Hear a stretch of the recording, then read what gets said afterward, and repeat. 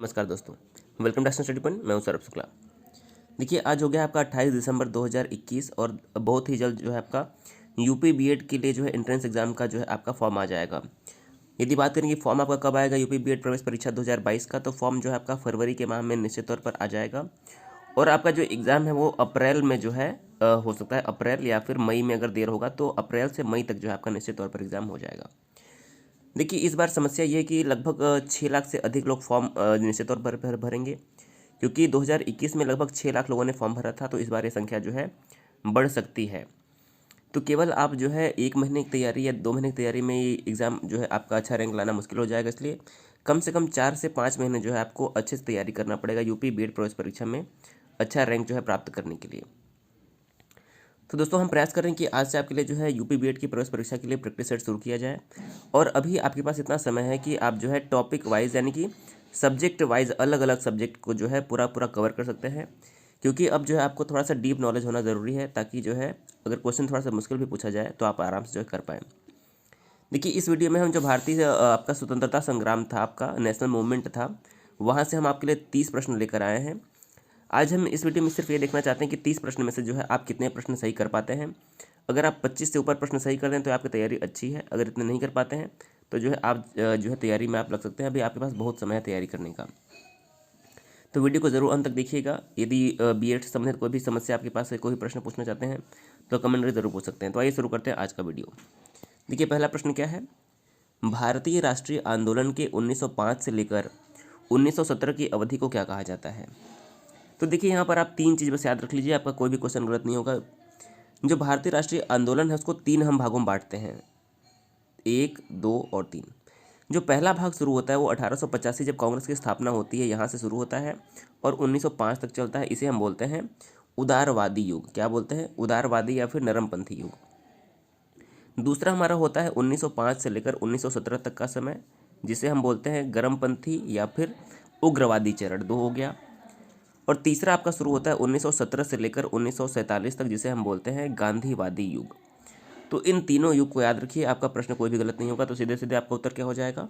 1905 से 17 का जो चरण है उसे हम उग्रवादी युग कहते हैं। आपको पता होगा कि 1907 में कांग्रेस का विभाजन हुआ और कांग्रेस गर्म दल और नरम दल में यहाँ से बट गया था, और यहीं से जो है आपकी गर्मपंथी दल की शुरुआत होती है। दूसरा क्वेश्चन है, लॉर्ड कर्जन के शासनकाल का सबसे मूर्खतापूर्ण कार्य जिसने उग्र राष्ट्रीयता को जन्म दिया क्या था।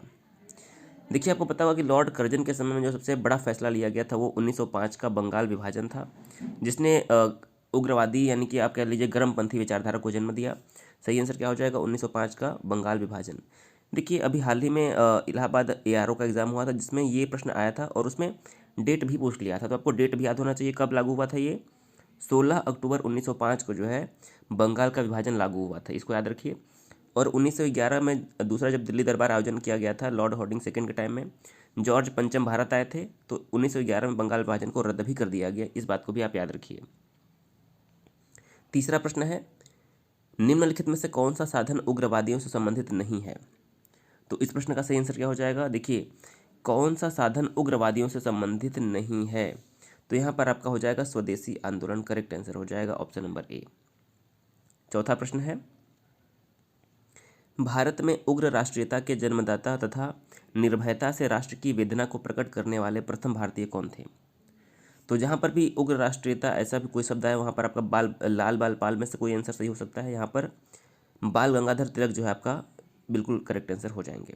और हम कहें कि गर्मपंथी विचारधारा के कौन थे, तो लाला लाजपत राय, बाल गंगाधर तिलक और विपिन चंद्र पाल, ये तीनों गर्म दल के नेता थे।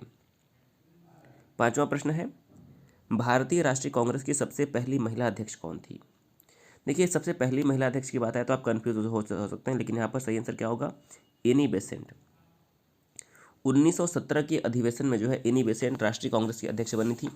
तो आप याद रखिए, 1917 का जो कलकत्ता अधिवेशन था उसमें एनी बेसेंट जो है अध्यक्ष बनी, और यह कांग्रेस की अध्यक्ष बनने वाली पहली महिला थी।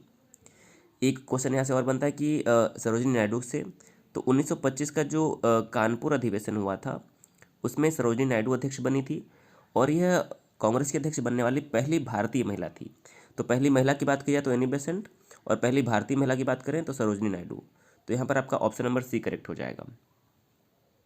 छठा क्वेश्चन है, 1905 के बंगाल विभाजन के समय वायसराय कौन था? तो ये सबसे आसान सा प्रश्न है, लॉर्ड कर्जन, आप सभी को नाम याद होगा। लॉर्ड डफरिन के समय में ही 1885 में कांग्रेस की स्थापना हुई थी, इस बात को भी आप याद रखिए। लॉर्ड डफरिन उस समय अध्यक्ष थे जब कांग्रेस की स्थापना हुई। लॉर्ड मिंटो के समय में जो है मार्ले मिंटो रिफॉर्म आया था 1909 में, इसको भी आप याद रखिए। 7वां प्रश्न है कि गदर पार्टी के एक प्रमुख नेता कौन थे? तो लाला हरदयाल जो थे वो गदर पार्टी के एक सबसे प्रमुख नेता थे, ऑप्शन नंबर बी यहाँ पर करेक्ट हो जाएगा। 8वां प्रश्न है, निम्नलिखित में से किसने गाड़ी पर यह मानकर बम फेंका था कि उसमें मुजफ्फरपुर के न्यायाधीश किंग्सफोर्ड बैठे हैं? तो ये भी क्वेश्चन इंपॉर्टेंट है, और ये काम किया था खुदीराम बोस और प्रफुल्ल चाकी ने। इसी के लिए खुदीराम बोस को 18 वर्ष की उम्र में फांसी की सजा सुनाई गई थी, और कह सकते हैं कि फांसी की सजा पाने वाले सबसे कम उम्र के क्रांतिकारी कौन थे? तो खुदीराम बोस हो जाएंगे, सी ऑप्शन करेक्ट हो जाएगा। 9वां प्रश्न है कि स्वराज मेरा जन्मसिद्ध अधिकार है और मैं इसे लेकर रहूंगा, यह किसने कहा था? तो आप सभी को पता होगा कि बाल गंगाधर तिलक ने ये बात कही थी। सुभाष चंद्र बोस ने कौन सा नारा दिया था? दिल्ली चलो का नारा दिया था, ये भी आपको पता होगा। अगला प्रश्न है, मार्ले मिंटो रिफॉर्म को किस वर्ष में प्रस्तुत किया गया?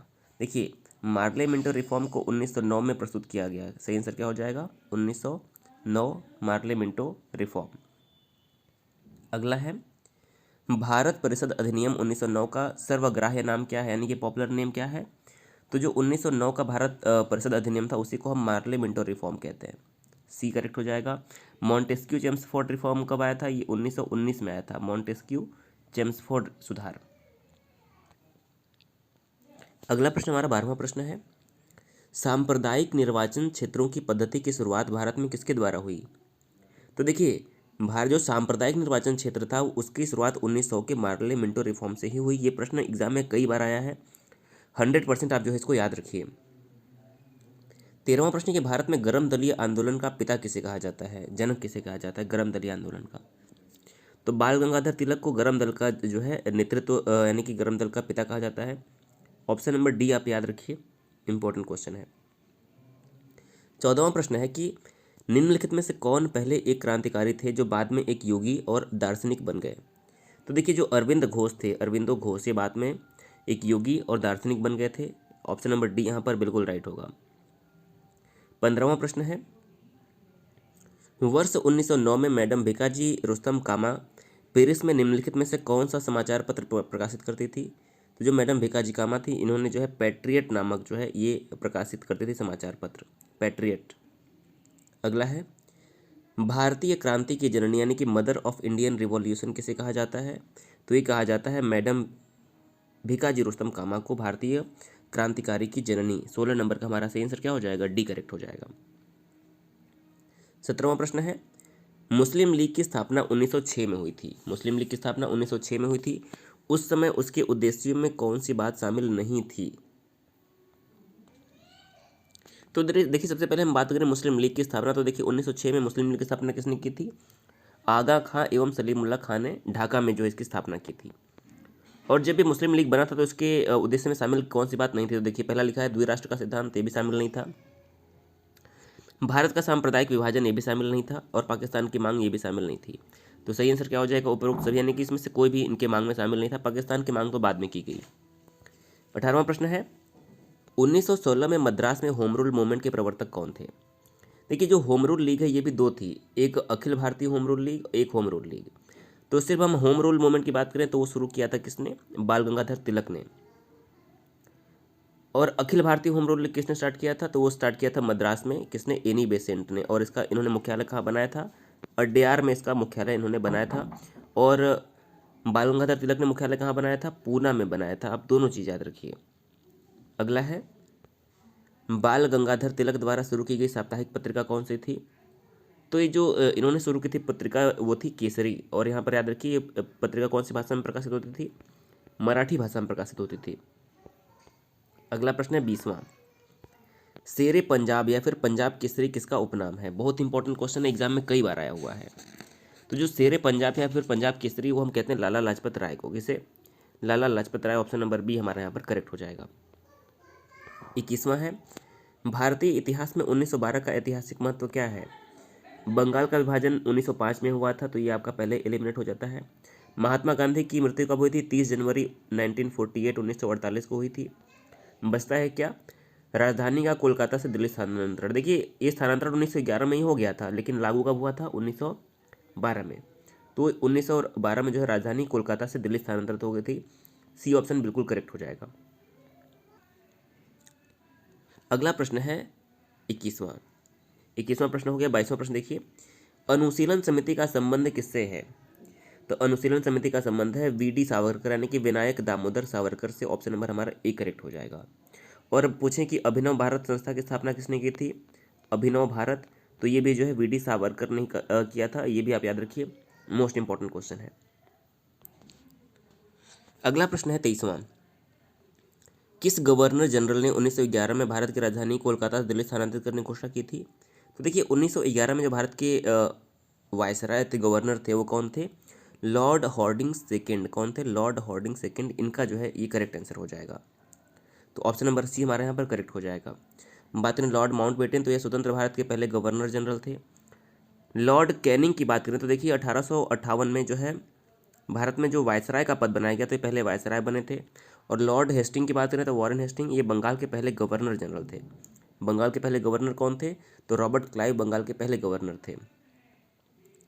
24वां प्रश्न है कि अल हिलाल समाचार पत्र किसके द्वारा राष्ट्रीयता के प्रचार के लिए शुरू किया गया। जो अल हिलाल समाचार पत्र था ये अबुल कलाम आज़ाद के द्वारा प्रारंभ किया गया था। ऑप्शन नंबर हमारे यहाँ पर सी करेक्ट हो जाएगा। अबुल कलाम आज़ाद से देखिए एक प्रश्न और बनता है कि सबसे कम उम्र में कांग्रेस के अध्यक्ष बनने वाले व्यक्ति कौन थे। तो इनका नाम आप याद रखिए, सबसे कम उम्र में सबसे अध्यक्ष कौन बने थे कांग्रेस के, अबुल कलाम आज़ाद 1923 में जो है कांग्रेस के अध्यक्ष बने थे सबसे कम उम्र में। 25वां है, लंदन में 13 मार्च को सर माइकल ओ डॉयर की गोली मार के हत्या किसने की थी।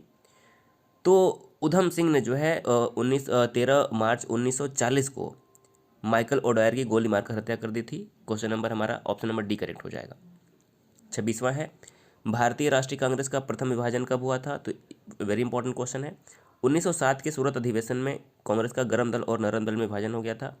अध्यक्ष कौन थे इस अधिवेशन में, डॉक्टर रास Bihari Ghosh. Most important question है।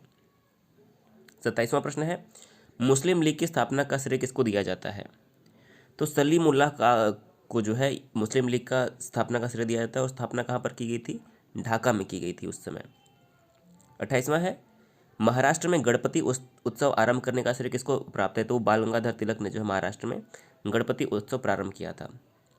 29वां प्रश्न है, स्वदेशी आंदोलन शुरू किया गया था किसके द्वारा। तो ये शुरू किया गया था बंगाल विभाजन के विरोध में जो है स्वदेशी आंदोलन शुरू किया गया था। और इसी आंदोलन में जो है अमार सुनार बांग्ला गीत किसने लिखा था, गुरुदेव रविंद्रनाथ टैगोर ने, जो कि बाद में यही अमार सुनार बांग्ला जो है बांग्लादेश का राष्ट्रगान भी बना। और आज का अंतिम प्रश्न है कि बंगाल विभाजन के विरुद्ध विद्रोह का नेतृत्व किसने किया था। तो इसके विरुद्ध जो है बंगाल विभाजन के विरुद्ध जो विद्रोह हुआ था उसका नेतृत्व किया था सुरेंद्र नाथ बनर्जी ने। ऑप्शन नंबर हमारे यहाँ पर ए करेक्ट हो जाएगा। अब देखिए इस वीडियो में हमने भारतीय राष्ट्रीय आंदोलन के 30 मोस्ट इंपॉर्टेंट क्वेश्चन हमने पूछे हैं। आपने 30 में से कितने प्रश्न सही किए ज़रूर बताइएगा। और अगर आप यूपी बीएड की सच में तैयारी करना चाहते हैं दिल से, तो आप हमें कमेंट करके बताइए। आपको जो है जीके के देखिए 50 प्रश्न आते हैं, हिंदी के 50 प्रश्न आते हैं, रीजनिंग के 50 प्रश्न आते हैं और सब्जेक्ट एबिलिटी के 50 प्रश्न आते हैं। तो इन सभी टॉपिक का जो है आपको टॉपिक वाइज जो है आपको वीडियो दिया जाएगा ताकि आप जो है अच्छे से तैयारी कर पाएँ। तो आपकी क्या इच्छा है कमेंट करके हमें ज़रूर बताइए। वीडियो को शेयर करिए, चैनल में पहली बार है जरूर सब्सक्राइब करिए। देखिए 2020 में मैंने भी बीएड का एंट्रेंस एग्जाम दिया था, पूरे स्टेट में जो है 507वीं रैंक आई थी और मुझे पहला पसंद का जो है कॉलेज मिला था। तो मैं आपको जो है इसके बारे में गाइड कर सकता हूँ कि आपको कैसे जो है पढ़ना है, कितने नंबर पे आपको गवर्नमेंट कॉलेज मिल सकता है, सरकारी स्कूल में सरकारी कॉलेज में क्या क्या सुविधाएं होती है, सब बात जो है हम करेंगे। तो वीडियो को शेयर करिए, चैनल को सब्सक्राइब करिए। यदि कोई प्रश्न पूछना चाहते हो तो आप ज़रूर पूछिए, उसका जवाब आपको ज़रूर दिया जाएगा। वीडियो देखने के लिए बहुत बहुत धन्यवाद।